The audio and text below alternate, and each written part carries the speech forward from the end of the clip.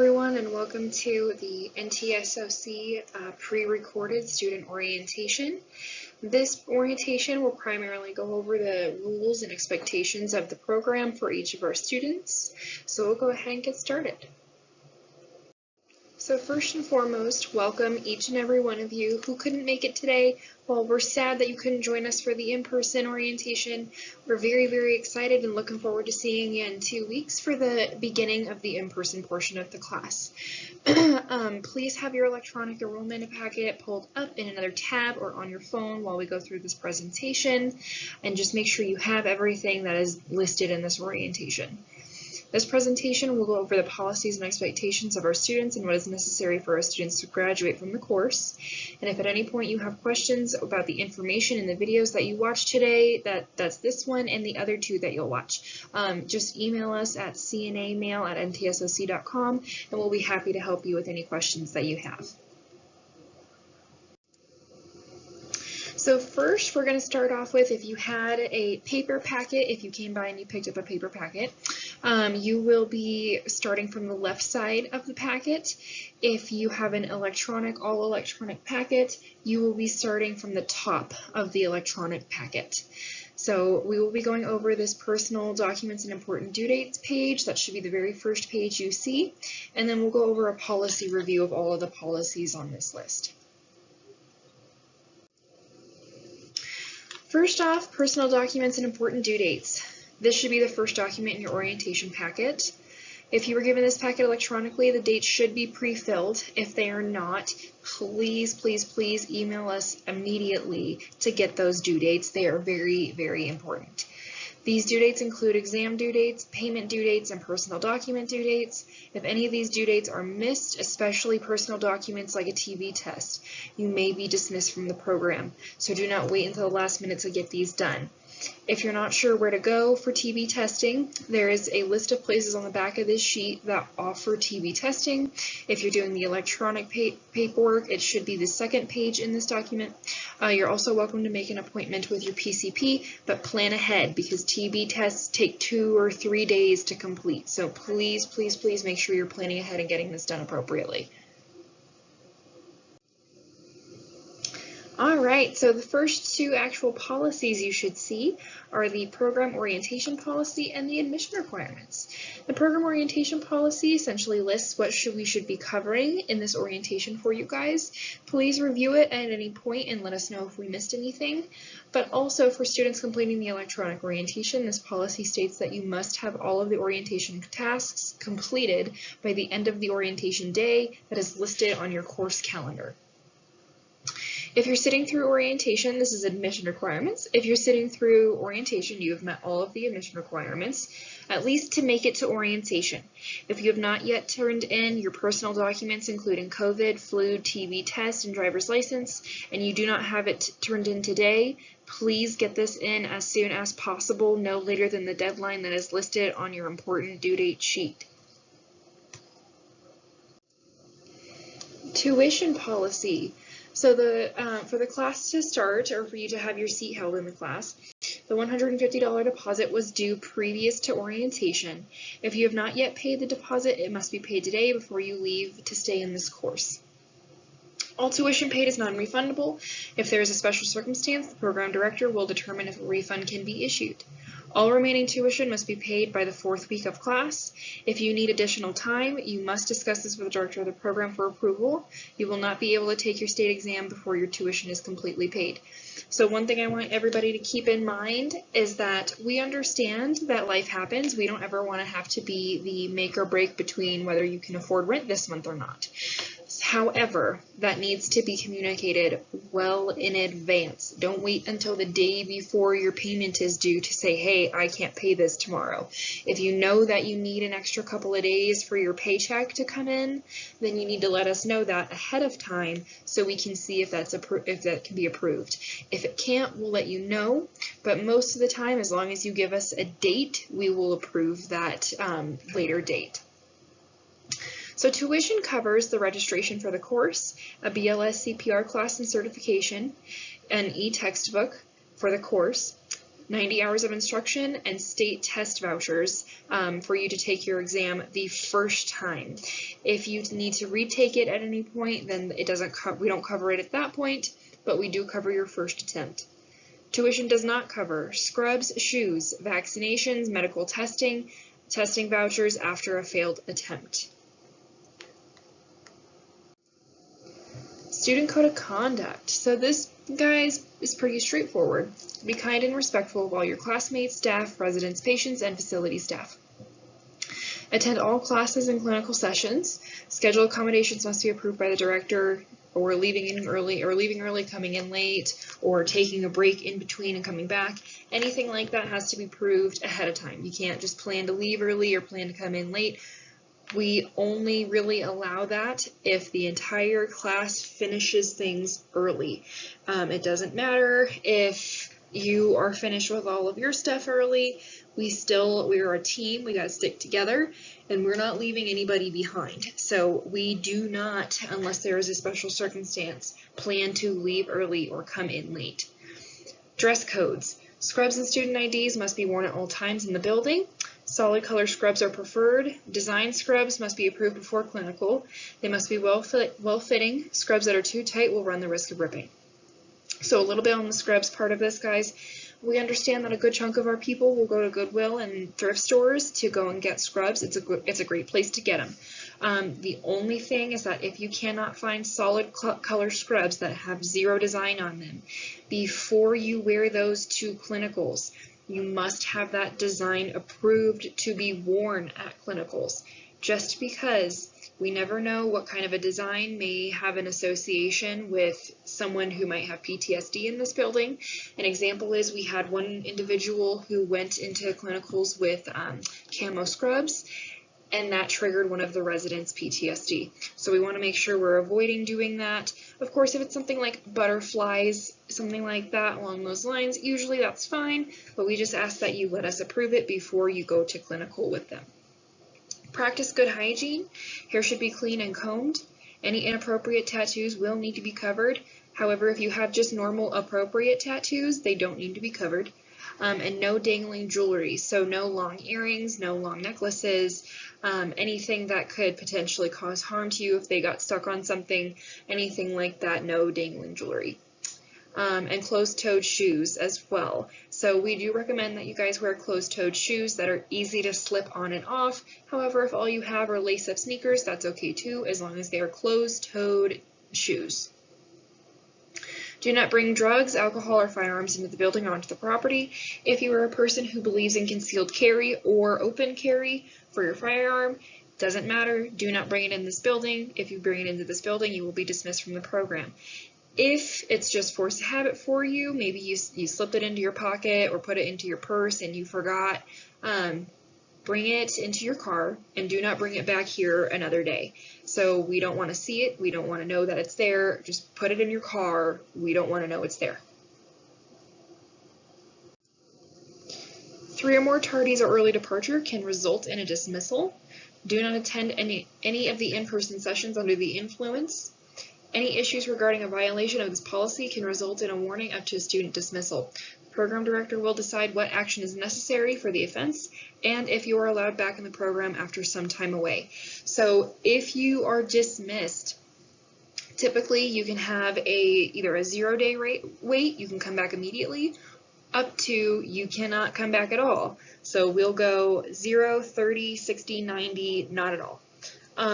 So just keep that in mind, guys, as you are behaving in the building. You are an extension of the school, so you need to act appropriately. Alright, guys, and we're going to move on to our next policy, which is our student dismissal, transfer, and withdrawal. This is going to kick off with dismissal.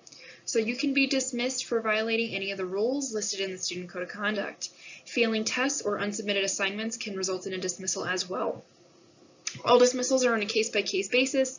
The director will inform you if you have been, or you will be allowed to return at a later date, and when that later date would be based on the violation. All tuition paid is non-refundable. Dismissals do not result in a refund, period.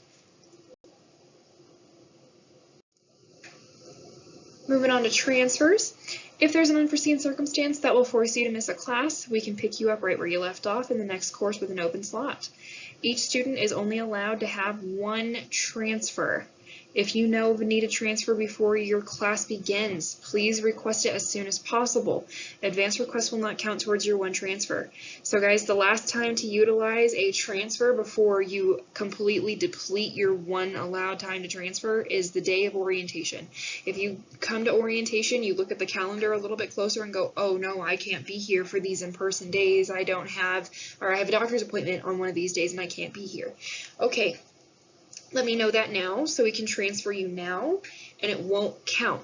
But any day after your orientation day, it's going to count because we have already planned to get you in the building by a certain time. And so it kind of delays everything by moving you. So just make sure that if there is anything going on that you know of now that you need to transfer, let us know. If not, know that you will be utilizing your one transfer and you cannot do it again. If an additional transfer is needed due to a special circumstance, it has to be approved by the program director. Failing to attend by your return date will count as a dismissal. So remember guys, dismissal is we are essentially discharging you from this program. You're breaking a rule. If you wish to return, you will have to repay tuition at that point. So for transfers, if you do not attend, so let's say I told the school that I wanted to come back and finish my program beginning on October 30th. And then on October 30th, I don't show up. Well, I've missed my return date at that point, and even if I called and said, hey, I can't be here, it doesn't matter. That was your return date. So at that point, we would have to dismiss the students, and we would have to collect all tuition that was owed by that point. And if you wish to return to a later class, then you would have to repay that tuition all over again. Withdrawal. All students have the ability to drop or withdraw from a program for any reason after completion of a withdrawal form. If you wish to return on a later date, please discuss re-entry with us as soon as possible. Deposits and any money paid will be held and can be used up to 60 days past the original start date of the class. All money paid is non-refundable. If there is a special circumstance, the program director must determine whether a refund will be issued. So the main thing here, guys, is that between transfers and withdrawals, transfers are, okay, I can't make it on this day, but I know when I'm coming back. Withdrawals, maybe you have a sick relative in another state and you're going to go be with them and you don't know when you're going to be able to come back. That's when we use withdrawals. So withdrawals, you don't know when you're coming back, but you want to, and you want that money reserved that you've already paid into it. So you would just let us know, hey, this is my situation. We would have you fill out a form. On that form, it will list how much money you have paid up to that point and when your deadline is to return. So you have 60 days to come back after the original start date of the class. So just keep that in mind if that situation does happen. Okay, moving on to our next policy. This is going to cover program completion requirements. So essentially what you have to do to graduate. Pass all written tests with an 80% or better within 2 attempts. Tests are open book. That includes within the time limit. You have 2 hours for each attempt, so make sure you're watching the clock when you open those tests and do not go over your time. Pass the skills exams with 80% within 2 attempts. Remediation will be given if you fail it the first time, and then you can take it immediately over again. Tuition must be paid in full. Complete all 90 hours of the course, attend the CPR class, and pass the terminal competencies as well as the physical competencies that you will do at clinicals. Complaint and grievances. Moving on to the next policy here, guys. All students have a right to complain or express a grievance, whether it's about us here in the school or at a clinical site. Complaints can be submitted in writing to the program director or the director of quality and compliance, whichever the student feels most comfortable going to. Whoever receives the initial complaint will reach out to receive more information regarding that complaint. If the student is unsatisfied with the result, they may be sent to the director of quality or administrator for review. So really, guys, with this, if you have a complaint about a clinical site, do not make a complaint or write a formal complaint to the facility directly. You are a guest in their facility, you are a student, they are allowing us in. So we don't want that to go directly to the facility because it can seem very, very unprofessional of our students. So if you have any kind of issue or complaint that you want handled, tell your director or your instructor that takes you to clinicals, and then have them take care of it.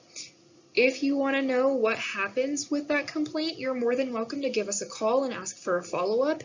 It's not something that you're shut out from ever. So please, if you're ever curious about how a complaint or a grievance was handled, you can always give us a call or send us an email and check on the status of it.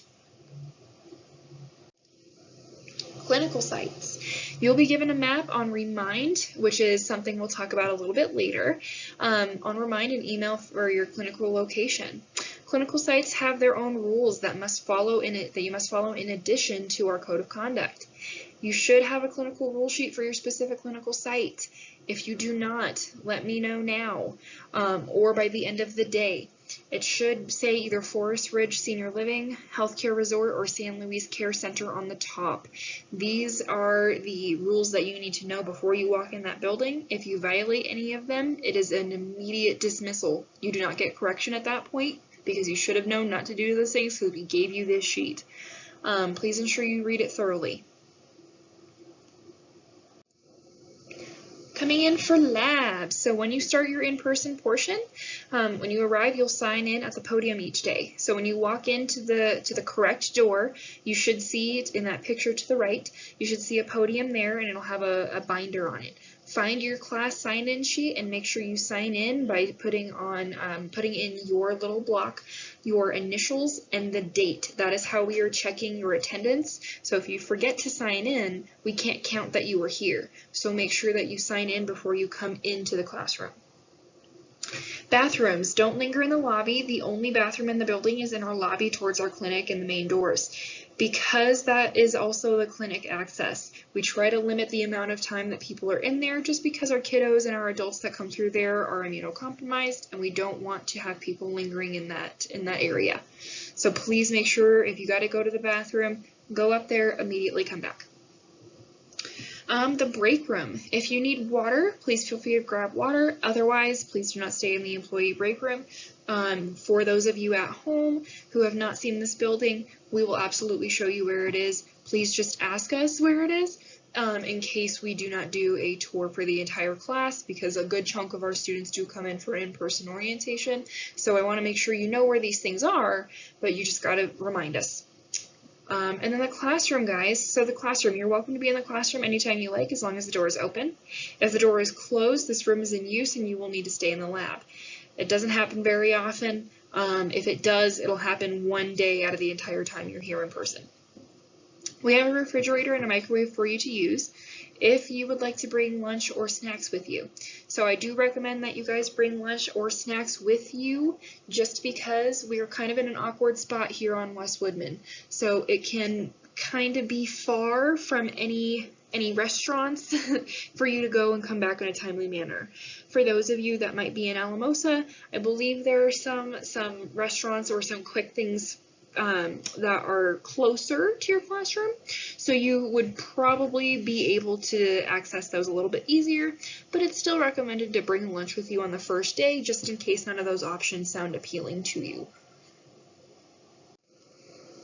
Okay guys, so for the second half of this, we are going to, if you had a paper packet, we are going to review everything on the right side of the packet. If you did not and you have an electronic packet, this is going to be just continuing on down the line. But the very first thing you should see is an acknowledgement of receipt, and we'll go on to that one. So this acknowledgement and receipt of handbook. This page simply states that we have given our rule book to you and that you have also been given access to the credential handbook. This is one of the 2 pages in this packet that you will have to sign. If you have this packet in person on paper, please sign this page and then leave it to the side. We will need to collect it when you come in person. If you have an electronic packet, you can just go ahead and sign it and then hit submit when you're done with all of the pages in this packet. So Remind, we talked about Remind a little bit earlier. Here's what it is. In the event of a delay, closure, or cancellation of a class, we will use Remind to communicate with all students in that course of any notifications. Getting Remind set up is mandatory, so please make sure you get it taken care of. Please download Remind or text the number on the instructions given to you in your orientation packet. We will also send you guys weekly reminders. So pretty much for Remind, it is our main way to communicate with you guys. If you have a question that's outside of our normal business hours regarding your coursework, this is what you have to use. We will not answer the phone after 5 o'clock, so make sure that you are sending messages through Remind. Remind, we will still be able to answer a little bit faster even if it's before 5. So please make sure you guys are getting this taken care of. Okay guys, so in your packets, whether it was paper or you might have gotten this in email or on your electronic packet as well, you should have gotten an instruction sheet on how to get into your specific class group. It should look like something like the paper on the left. So it should have 2 sets of instructions. The first set of instructions should be anything regarding getting into the app. So if you want to have this on an app and that's how you think you'll best watch these reminders, you can download the app and then you'll follow the instructions on that section. If you want to have it on your phone and come to your phone as a normal text message, you can do that as well. So on the right side, I'm going to play this video. If you wanted to do this on your phone, you're going to add a new message. And you're going to send it to 81010, and then you're going to type in your class code. So you can see here on the left on messages, it's going to be the @C9GG2HE. And then you would hit send, and it should send you back a message saying you have joined. In my case, I'm already in that class, so it's telling me I've already joined, but it should tell you welcome to the class or something along those lines. If you do not get a welcome text message back, try sending this again. If you still do not get it, then you need to let us know ASAP so we can try to get you into this group another way.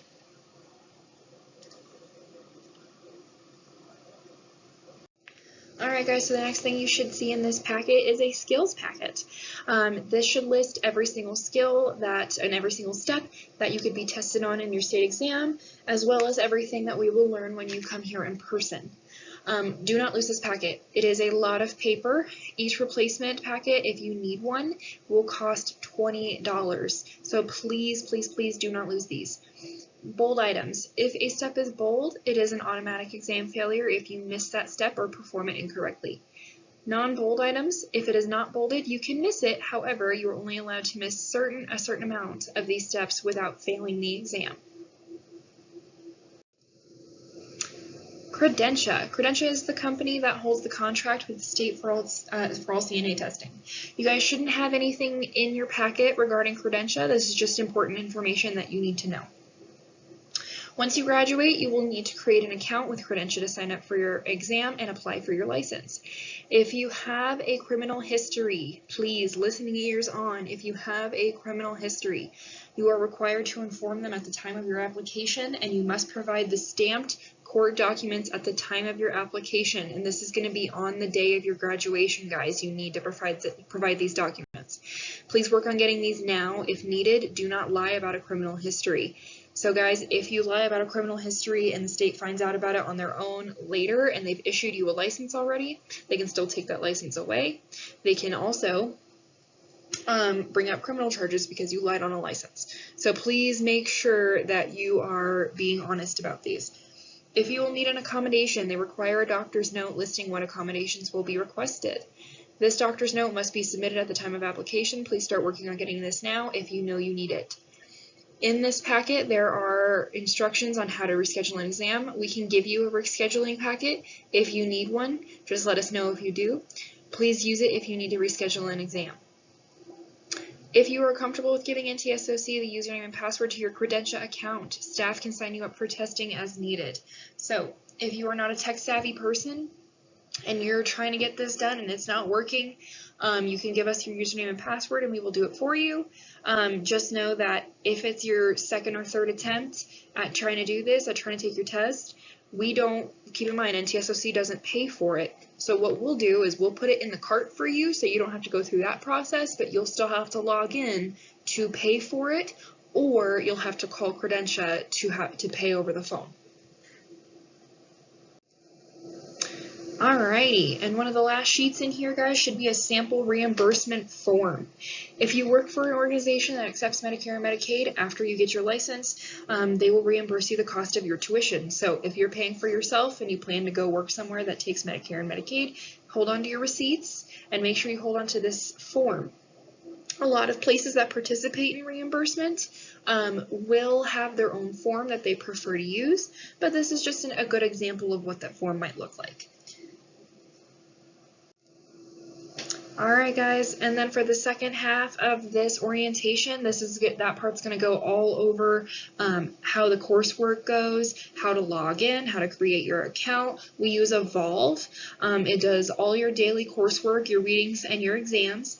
You will watch the next video in this playlist titled Evolve Student Orientation, so make sure you go check that one next. And thank you guys so much for watching this. If you have any questions, please feel free to email us at cnamail@ntsoc.com. But otherwise, good luck with the rest of your orientation.